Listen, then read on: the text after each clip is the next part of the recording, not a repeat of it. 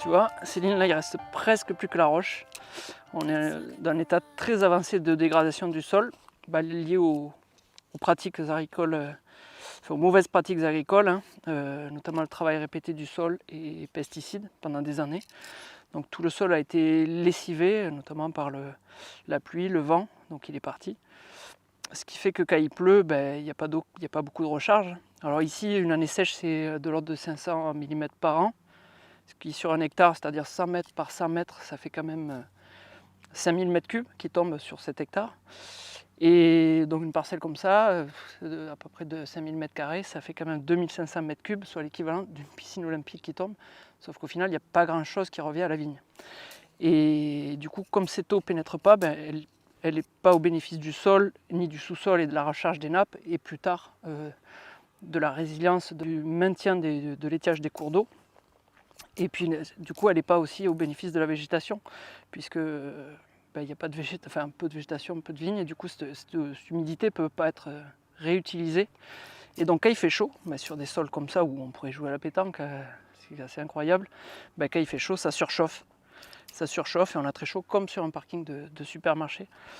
Donc c'est assez dramatique. Et du coup, à l'inverse, quand il pleut, surtout sur des pluies méditerranéennes très intenses, ça ruisselle et ça génère des crues, mais vraiment dévastatrices. Et les crues, les inondations en contexte méditerranéen sont souvent, c'est pas une fatalité. En fait, l'eau doit être absorbée normalement et pour pouvoir recharger et pas partir comme ça.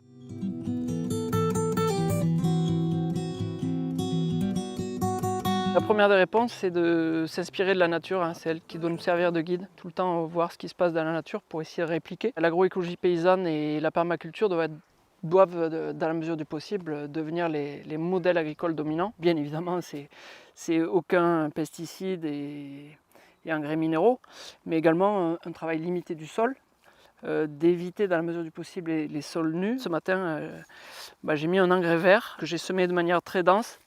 Donc lui, il va protéger le sol, il va venir le nourrir. Donc il y a des céréales dedans et des légumineuses. Donc ça va aérer le sol, ça va apporter des sucres, de l'azote, beaucoup de matière organique. Et ensuite, je vais l'incorporer. Je repose l'essentiel à fertilité là, sur les couverts végétaux que je sème très dense et que j'associe avec des fientes de poules.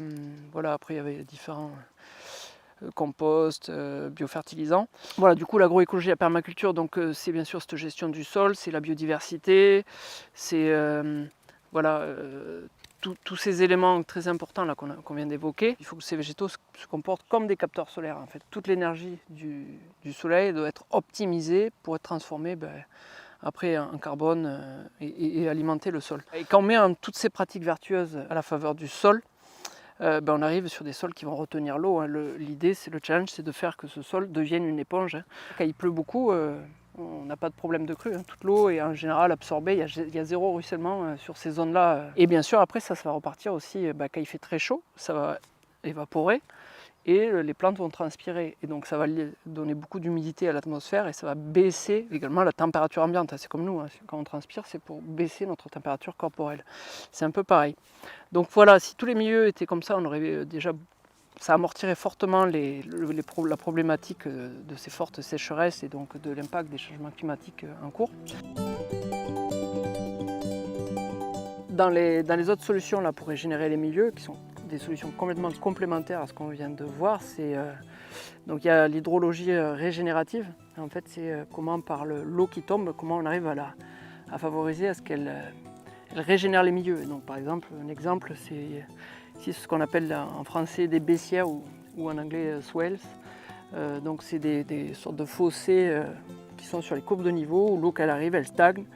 Elle va être bloquée, elle va mettre du temps à s'infiltrer. En plus, ça va favoriser le dépôt des particules fines, argile et limon fin.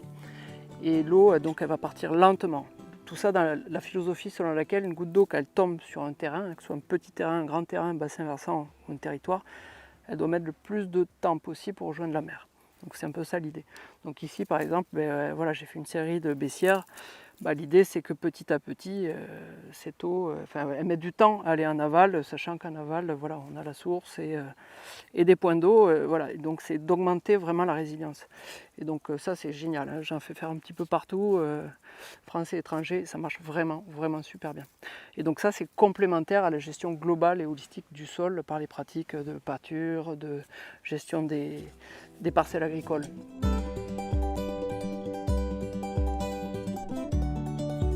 Après l'été caniculaire que nous avons eu, si cette petite vidéo peut modestement semer quelques graines dans les consciences, ça serait formidable. Moi, c'est ce qui me tient à cœur, c'est vraiment tout ça. Donc, en tout cas, j'y vais à ma façon.